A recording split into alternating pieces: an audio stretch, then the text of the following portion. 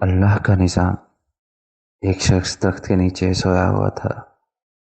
اچانک اس نے دیکھا کہ بچھو اس کی طرف آ رہا ہے تو وہ تھوڑا پیچھے ہٹ گیا۔ بچھو اس کے پاس سے ایسے گزرا جیسے وہ کسی کام جا رہا ہو۔ اس نے سوچا، عجیب بات ہے کہ مجھے کچھ کہے بغیر یہ آگے کیسے چلا گیا۔ اس نے بچھو کا پیچھا کرنا شروع کر دیا۔ آگے گیا تو دریا آ گیا۔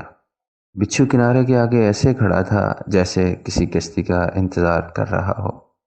تھوڑی دیر بعد ایک پانی میں تیرتا ہوا پتا آیا اور اس کے پاس آ کر رک گیا۔ بچھو اس پر سوار ہوا اور پتا آگے چل پڑا۔ اس شخص نے چھلانگ لگائی اور اس بچھو کے پیچھے پیچھے تیرنے لگا۔ بچھو دریا کے دوسرے کنارے پر پہنچ گیا۔ جب بچھو دریا کے دوسرے کنارے پر پہنچا تو پتا رکا۔ بچھو اتر گیا اور وہ شخص بھی کنارے پر آ گیا۔ بچھو چلتا ہوا دور ایک آدمی کے پاس جا پہنچا جو سویا ہوا تھا۔ اسے قریب جا کر رک گیا۔ دوسری طرف سانپ آ رہا تھا۔ جیسے ہی سانپ سوئے ہوئے شخص کو ڈسنے لگا تو بچھو نے سانپ کو ڈس لیا۔ یوں سانپ مر گیا اور بچھو آگے چلا گیا۔ وہ شخص جو بچھو کے پیچھے یہاں تک پہنچا تھا، اس نے سوئے ہوئے آدمی کے پاؤں پکڑ لیے۔ وہ جاگ گیا تو اسے کہنے لگا کہ آپ تو بہت بڑے بزرگ ہیں۔ اس نے پوچھا، کیوں، کیا ہوا؟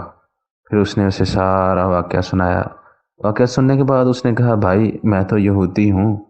اس شخص نے یہودی کو چھوڑا اور سر سجدے میں رکھ دیا اور کہنے لگا، اے میرے مالک، تو ایک بندے کو بچانے کے لیے اتنا بڑا کارخانہ چلاتا ہے۔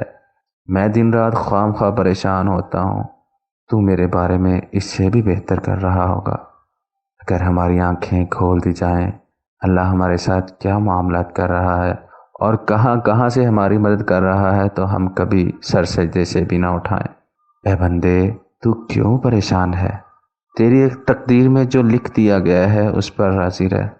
تیرا رب بہتر فیصلہ کرنے والا ہے۔